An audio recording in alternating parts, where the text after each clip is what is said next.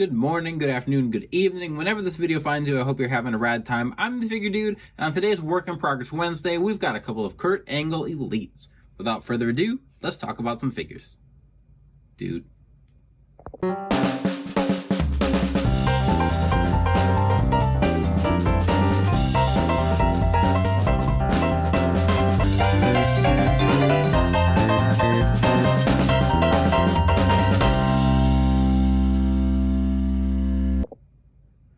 Welcome back. As you can see here, we've got a couple of Kurt Angle Elites, and he is one guy that I have kind of been disappointed in what we've gotten from Mattel. As of recording, the Elite or Ultimate Edition Kurt has not hit retail yet. I don't know when that's supposed to hit, but I'll be picking it up, even though, like, oh man, I feel like they really dropped the ball with that Kurt. The ideas were there, but I think the execution was just extremely poor. They keep giving him, like, I don't think, when I was making Elite customs of Kurt before Mattel had the license, I was using the, like, Jack Swagger torso. Like, I never thought Kurt was, like, especially ripped. And they used, like, the bigger parts for him, which just, I'm used to it now, so I'm going to make my Elites in that same size, but I just never viewed him as like one of the super ripped guys, like a Batista, like Triple H when he was kind of like at his peak. And I don't know.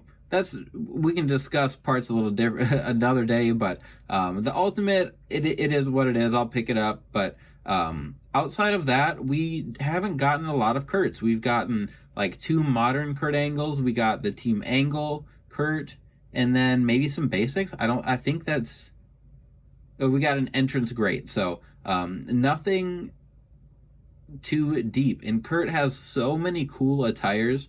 I think it'd be a huge mistake if they never got him in the main Elite line again and gave him a chase. It would be so easy to give him some of his attires with swappable heads, so you could have kind of like a early 2000s Kurt and then a Ruthless Aggression Kurt. Like, there's definitely some stuff that I think they could cross over or fudge a little bit. So what I'm going to do today is make myself a Ruthless Aggression Kurt, and then I'm also going to make him from Armageddon 2000. So that pay-per-view had the Armageddon Hell in a Cell. It was Kurt Angle, Triple H, Undertaker, The Rock, Rikishi, and then Kane, maybe. No, not Kane.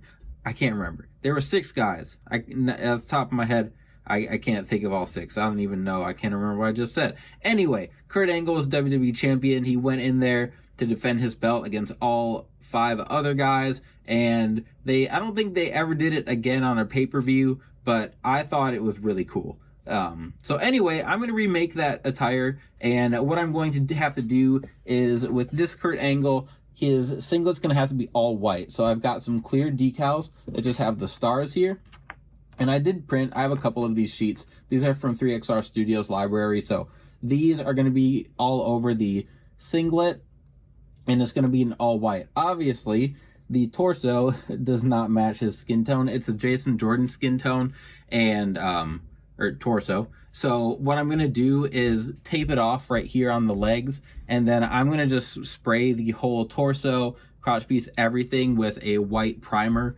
That'll be the easiest way to cover all of that, and then I'm going to just repaint the skin tone, and then I will seal it all, and then we'll put the stars on. So a lot of pieces to the process, but I'm excited for that one. It's going to look really good. Got to repaint these boots. I don't know, they were red from something. They're beat to hell now, so I got to fix those up. And then this one, I am going to, I haven't quite decided. I think I'm going to end up doing the same thing. This torso on this, or this skin tone on this is painted on anyway, and I'm going to repaint that head so it matches. Like, it doesn't look horrible in the picture, I guess, but it's definitely more pale than the rest of the body. So what I think I'm going to end up doing is the same thing here. I'm going to spray it all with the white primer, and then repaint the skin tone, repaint the head, and then this attire is not going to be white. It's going to be his red, white, and blue camouflage that he wore.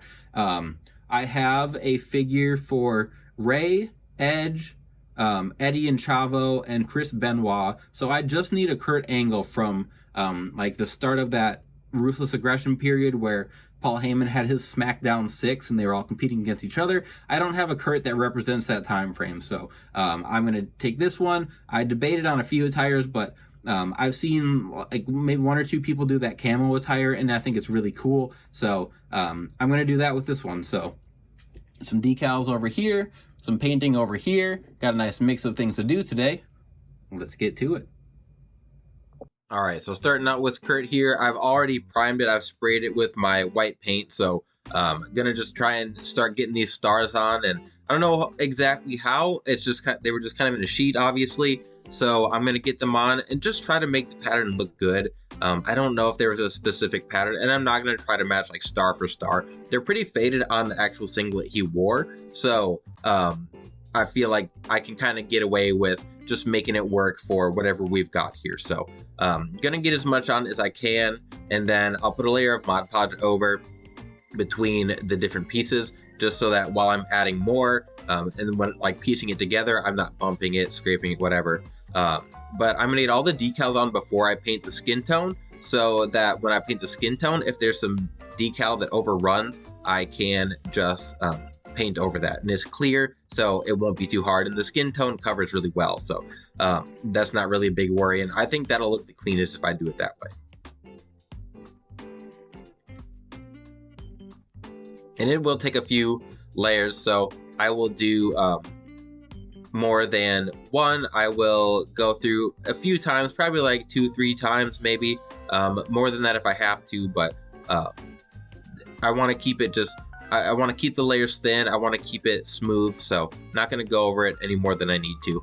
On this one, obviously, same thing. I sprayed it with the white. I'm going to go over with the singlet, and since I'm not doing decals here, I'm just going to do the whole singlet first, and then we'll come back with the skin tone to get that painted up, and then we'll start painting camo. So I don't know if you can tell from looking at it here, but I did seal it so that blue wasn't going to get chipped or anything, and then it's just a matter of going through and, I don't know, just kind of like making up as I go how the camo is going to look.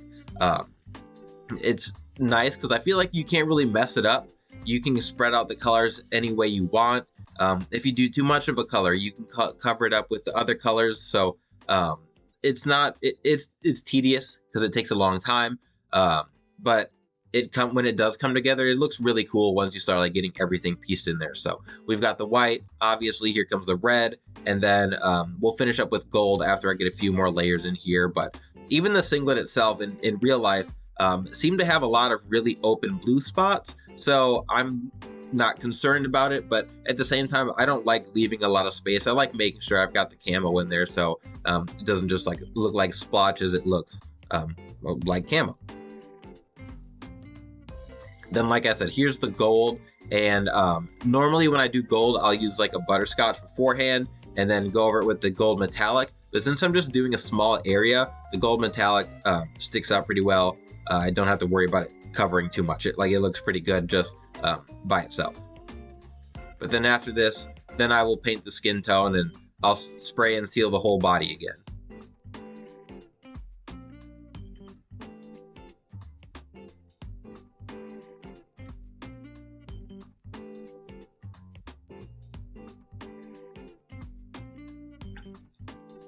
Like I said, it takes a long time, especially filling everything in, but the end result is always worth it with the camouflage tires I do. When I'm done, I look at them fondly. While I'm in the middle of it, I do get kind of bored, but you can see even in the time lapse, it's taken a bit to get through this. It's just a matter of filling in spots, making sure it looks good, making sure it looks pretty even across the body. And then last thing, we've got to get the skin tone painted on the torso. And again, I'll do a few layers of this, just whatever I need to make sure there's no gaps or anything.